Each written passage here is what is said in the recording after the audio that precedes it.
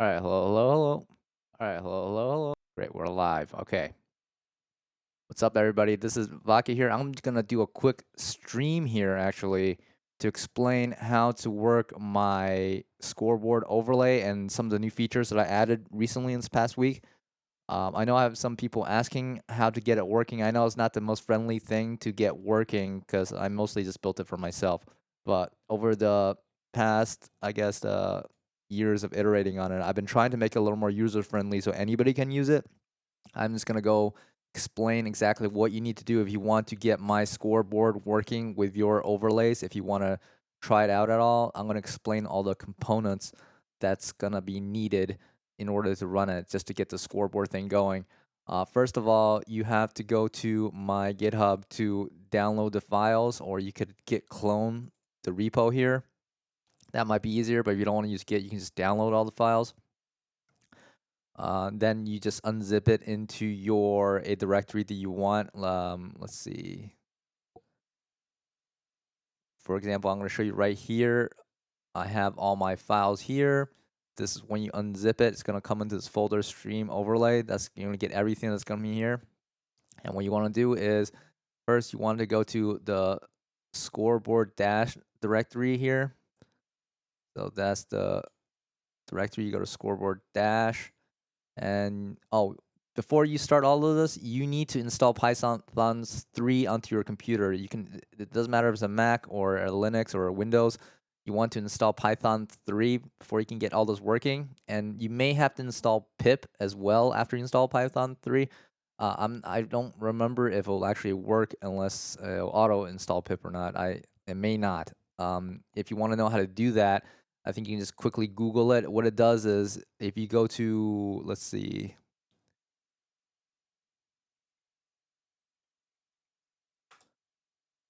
go to pip installation. This is how you want to do it. This is the easiest. It's essentially a Python script, and you download it. After your Python's installed, you just go to your you need to go to your terminal. I don't know if people are know how to do that, but just read these instructions here, and you just you paste the script into a file, then you can just run the Python on it, and then it'll install it for you. These instructions are pretty straightforward. They're not too complicated. Hopefully you can get it working. So once you have those installed, wait a minute, I'm not looking at the right scene here. Here you go. So you can navigate to the pip installation. As I said, you go to Windows or a Linux, whatever thing you're on. You essentially just download their py file, get pip.py, just save it as a file, and then just run Python on it. And then that's how you install it. That should just work. All right, let's go back to the desktop scene. So desktop scene. So once that's installed, right, then all you really have to do, if you're in Windows, that is, just run this python server.bat file.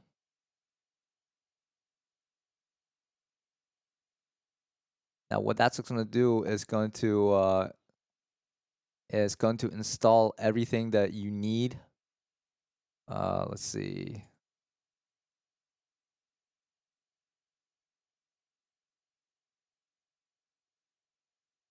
It should install everything you need and then just start the server. I'm going to show, because of how I can OBS, I can stream my screen. I'm going to show you what it looks like in IntelliJ. If you just, once you start running the server in your terminal in the bottom, it's gonna show you. Gonna just show you this. It's gonna show you started, and it's gonna show you a bunch of, like, it should look like this. I made it so that it's easier now, so you don't need to mess around with your IP address or anything, as long as you're running everything locally. Now, my server is capable of running across multiple computers. I can show you how to do that later to be a little more advanced, but normally, if you're just running everything off of your one computer, this is all you need. You don't need to mess with anything. You just can just start it with that pyserver.bat file, and it should start up. Once it's going, we can go to we can navigate now to the scoreboard. If you just go to localhost 8080, it should bring just bring up your browser, like any Chrome browser or whatever you're using. Just go to localhost 8080, and they'll bring up the scoreboard now. The server should be running. You see, I have a couple of names in here, and this is pretty straightforward: name, team, country, and their scores. And you can have next ones. Once you put in the next round, you hit next. It's gonna move the player names up and then move these names down to the results. Now, that's just for the scoreboard. What you ultimately you want is for it to show up on OBS, right, or on your stream itself.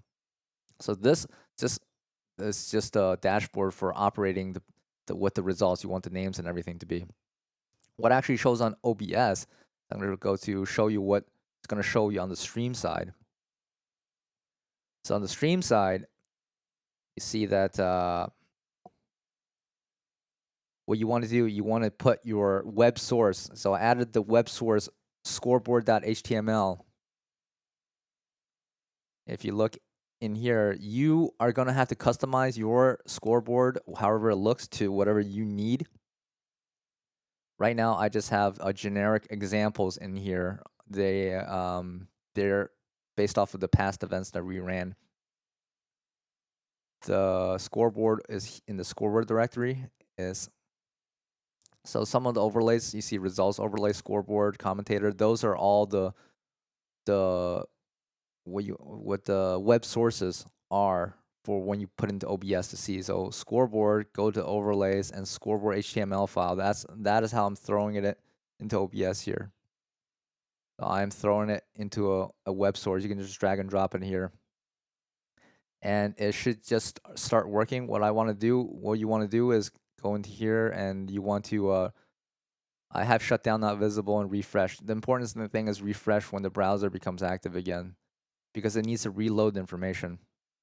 And if you see that it's not loading, I can just hide it, and then I'll unhide it to reload the information again. What it does in the back is that it's actually making a call to the server to fetch the data that's going to be shown up here, player 1, player 2.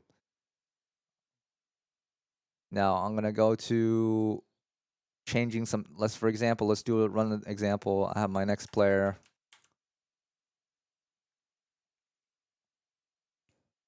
And since the names are here, I did have fail-safe check for the scores in case like the scores are the same and you accidentally forgot to put in the score, so they at least have to be different, or the names are not there. Those two conditions.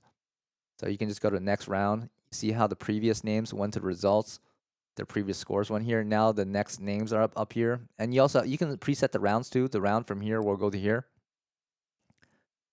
You see that now the names are updated in my dashboard. Now let's go look at our overlay here. See, the overlay has changed. You see how my name's up there. You see the player results are on the side. We can also add the next up players again. We can add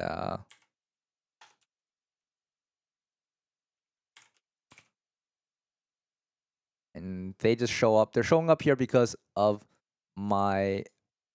they're showing up because of this guy, the JavaScript that's running the overlay itself. So that has a CSS to determine where it shows up. You need to modify all of that. For example, you may not want to have the results or the next up. Like, you don't care about those. All you care about is up here. So you're gonna have to modify the JavaScript file for the scoreboard. Let me show you.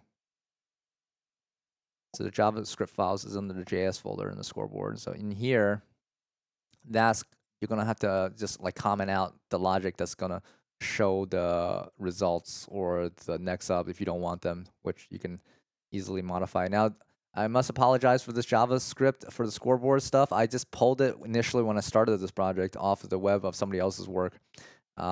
It's just like they just put it together as a demonstration, so it's not like super clean. It's kind of messy, and I do want to clean it up at some point, just rewrite everything. But as of right now, I mean, it's working, so I'm leaving it as it is. But it just gives you an example. You can easily clean it up yourself if you know what you're doing, or you can like ask AI to clean it up. So you can have the scoreboard looking like exactly like how you want to look. Even for this example, the fonts aren't loading correctly. Like, these fonts are just like default because they didn't understand the fonts. But you can modify it to however your scoreboard looks like, and that's pretty much it. And also, You can have commentators too. Let me see if I can bring up the commentators. Have a new scene.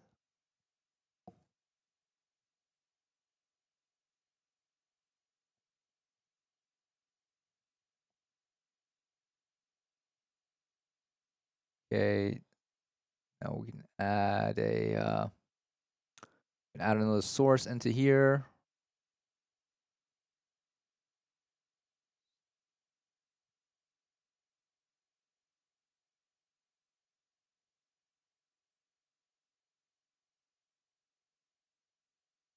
You want to add a web source. You can drag the file into here too, but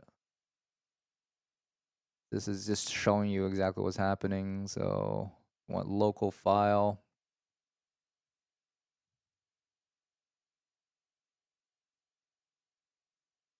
I'm going to take the commentator overlay, make it fit to the screen. Okay. And there it is. It's loaded up the information. Again, you want to shut down source, refresh browser, and bam. So this one, for this, it has, again, the results and the next up that we had. If you don't need those, you can get rid of those too. And commentator information here, I'll show you on the dashboard where it is. If you navigate the commentators here, up here, this is where you can put in the commentator information. You can select ones that are already there. You can add more ones, or you can delete them. And you add more, they'll just populate up into that drop down, so you don't need to keep typing it. And that's the basic functionality of the dashboard. Now, there's obviously been adding a lot of additional functionality to it, and now I'm gonna demonstrate the latest things I guess I did. So what I did was add the character select for each player. We can pre-populate what characters they use now, and it's gonna save it for you, so that you can use that. We'll use that information if you want to, however we want. We haven't done any scenes with that yet. I only have a demo of what the versus thing looks like. But let's just show you what the character select looks like right now. First of all, there's another thing here for selecting the game. That's because I stored the character information on these for the different games in the different locations. You kind of have to tell it what game that you're on. And so let's see, we're on MVC2 that I have. Let me see if I can demonstrate where I actually put them. In the data directory, I don't think these are actually checked in, so you might have to put them in yourselves. Actually, no, there's not in the data directory. It's in the scoreboard images. So in here, I made a directory called games. These are where all the images are stored. I essentially just grabbed them from Tournament Stream Helper. I might update them later because these images are kind of small. Might have my own custom images, and that might suit better for our needs. For example, MEC2 is under this directory. You can see they have all the icons for every character. Now, how does that translate to the dashboards here? If you go to character select now, the game's gonna, because I chose MEC2, is gonna pick the game, and it chose the last one that I set. So you're gonna have to get the events for the players. Actually, we should go back to demonstrate that. So this is hooked up to Start GG. For example, Texas Showdown 2025, Marvel vs. Capcom 2. I'm gonna go to fetch all players. I consolidated this as well. So when I do this, let me show you exactly where I'm pulling these event names from. So if you go to Start GG,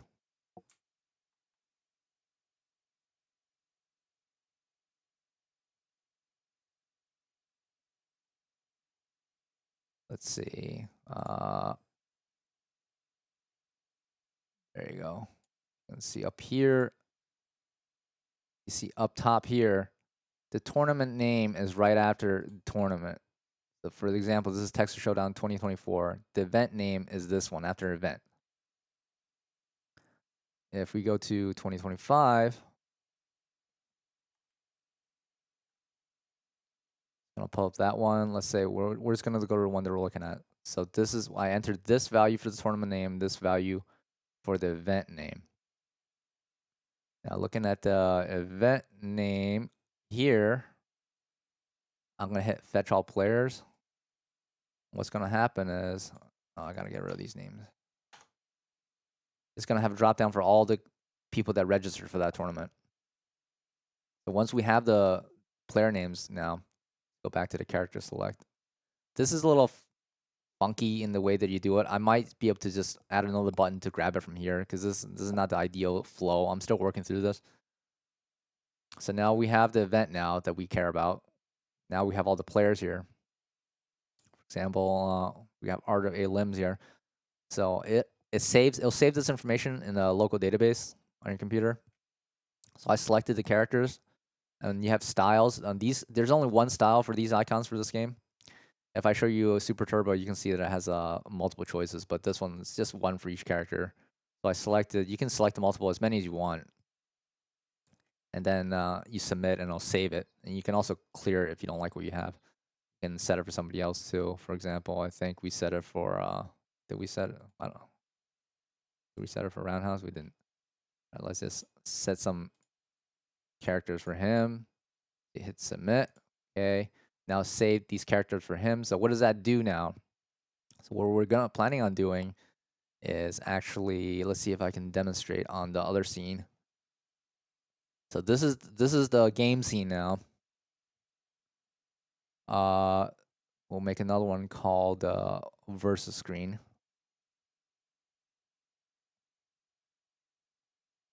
So I just put like a demo of a versus screen in here. Let me see if I can grab it.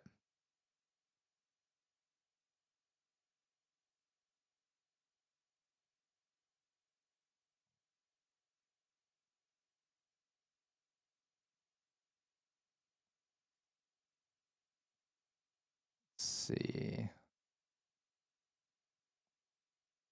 All right. It may not be going to the right.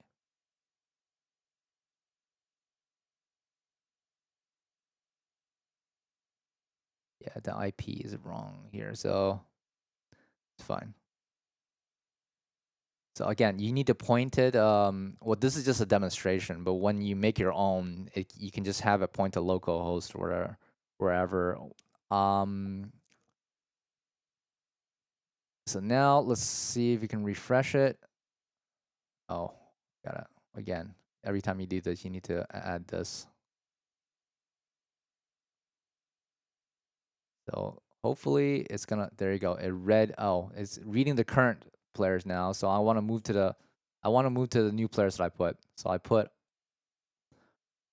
Art of 8 Limbs, and I put Roundhouse. So they'll be the next players. As you can see, if you don't have anything set, I just put some like random image. You don't. It doesn't have anything. You can't find it. But once you set it in here, we're gonna go to next round. The names are now populated for the next players. And what happens here is it took the images that I set and now associated with the players. You see, Art of A Limbs has his players, Roundhouse has his players. And additional thing that I did is that on the bottom here, I had some added additional metadata for adding stats for the leagues. I think I explained that last time for the stats for the leagues. Let's see if I loaded anything for this one. We'll go to the browser again. We got a player stats here. So, oh, I actually did not. I did not load it for MVC2. Oh, because I didn't actually move it into this computer. That's fine. I mean, we can go to CVS. Then we can change the game to CVS2. Then we can grab the new players from CVS2. This is you have to manually do this, but like for every tournament you'll have to do it once. So you grab the players from there. Then I'll make sure I did it. So these are players from CVS2. I think I set one for him.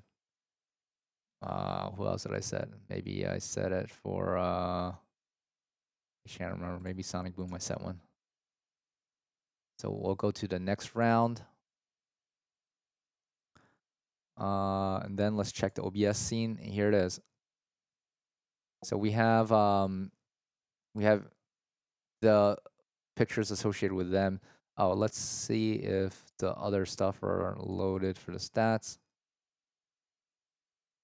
Okay, the stats are loaded. I don't think these characters have. These players have stats. Let me grab somebody who might have a stat. I think Silent Scope has stats.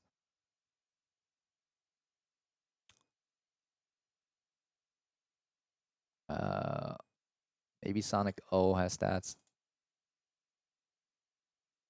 To the next. Oh no, their stats didn't load.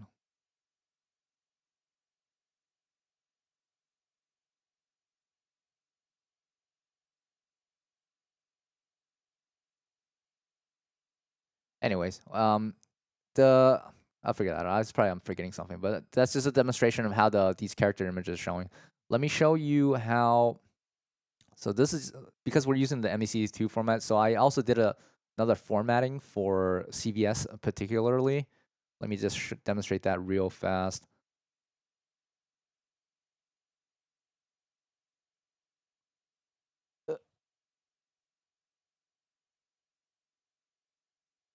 There it is.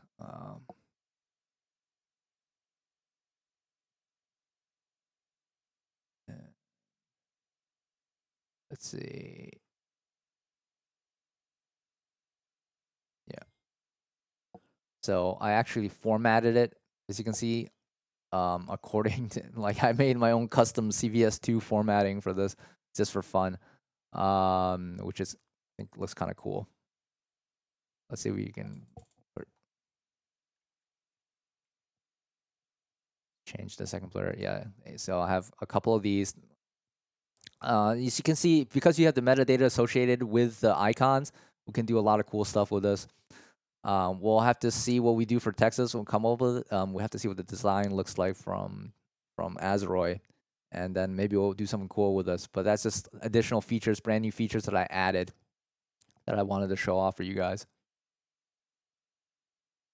So that's mainly how you're gonna operate the scoreboard. The main thing is that you're gonna need to have your own web sources with your own formatting, which essentially are going to call the backend server that's running the scoreboard.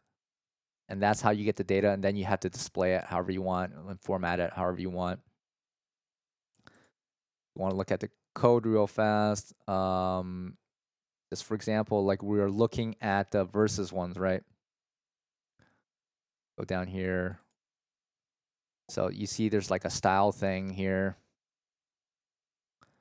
That just makes the looks of it, and I just hard coded the IP address. So I'm actually running the server off of a different computer than I'm running the display. But if you're running it all locally on your computer, you shouldn't have to worry about these IP addresses. Everything should work. But you do, yeah, for your web source, you do need to make sure that's pointing either to localhost where you're running your server or whatever IP of the computer you're running on. And this is just like the JavaScript for loading the elements that you can see on there. So what it does is calling the backend endpoints, get data, and it gets everything, just plops it on there, and it'll call it like every 2 seconds, and then it shows up. And that's pretty much how the magic happens with the scoreboard. And I made it this way so you can run it on any platform. It doesn't have to be Windows. You can run it on Linux. You can run it on Mac. As long as you have Python installed, that's pretty much the prerequisite for running this. I know it's probably still not the easiest. You still have to understand how web stuff works. Normally when people are, they're in charge of streaming, they'll get a package, a web package. So essentially they're just giving them the overlay HTML files that are already hooked up. and then they just plop it into their scenes and it works. So those HTML files are created for them. So what you're gonna have to create your own files and then make sure they're talking to the server that I'm running with Python over here. That's how it gets to work. And that's mostly it. There's also additional features like top 8 features. So this makes things easier to run top 8 as automated. We just keep hitting next round, and hitting next round will just like all you have to do is update the scores and hit next round, and it's gonna go through each one of these automatically. I made it so there's like a lot less legwork to work for top 8, and plus I added this additional drop down for all the names of the tournament that we're currently at, so we don't need to write in the names anymore. That was also a pain point, and this also gets their teams and their country and everything, so everything just populates. You just have to select them.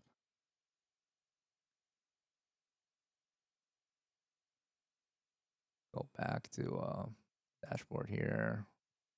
Oh, did it get stuck? Sometimes it gets stuck. I might have to figure it out. It's fine. Just close and reload it.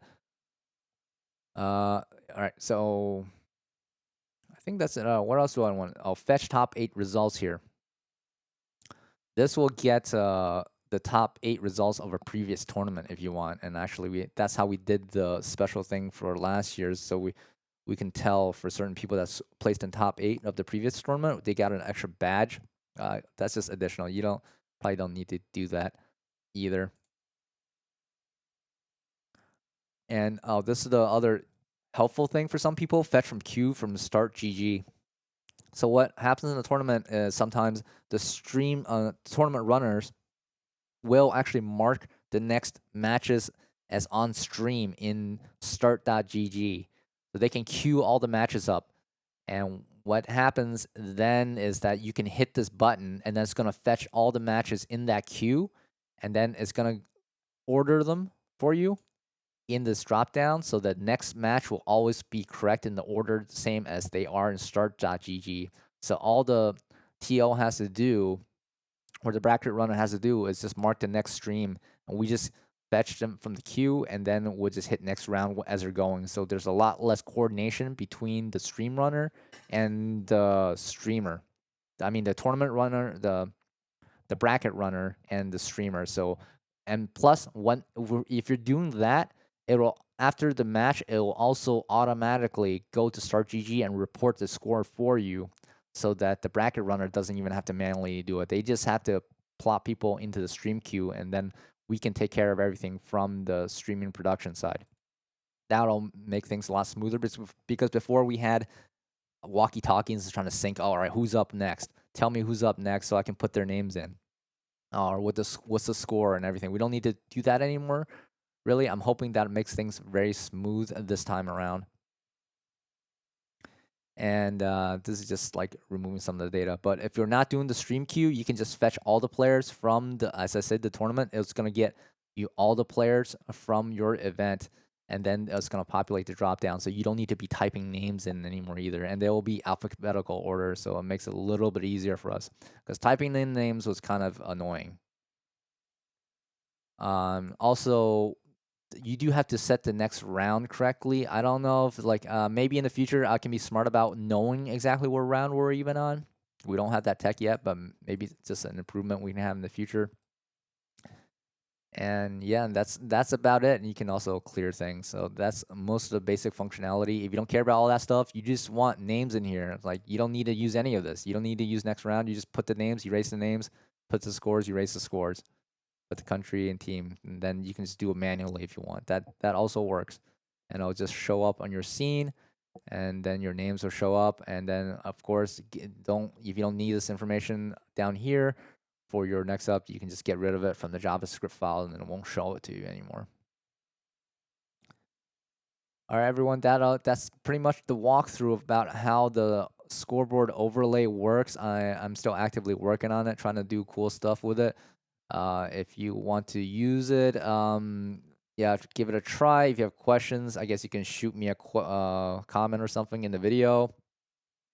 And if you are like you want to use it, but you think it's gonna be too hard for you, for example, to make your own to make your own web source to have the stuff show up like how you want it to be, I mean, you can reach out to me and we can work something out, and I can help you make it for you for like a small fee, and I can do that work for you if you want. But you have to show me a design of how you want to look. But once you have a design for something like how you want to remember, this isn't the whole overlay. Like, you're gonna still need graphics for the background. This is just for the dynamic portion of the scores and how everything looks over your background. So if you want me to actually do a custom thing for you, yeah, we can work something out. Just reach out to me.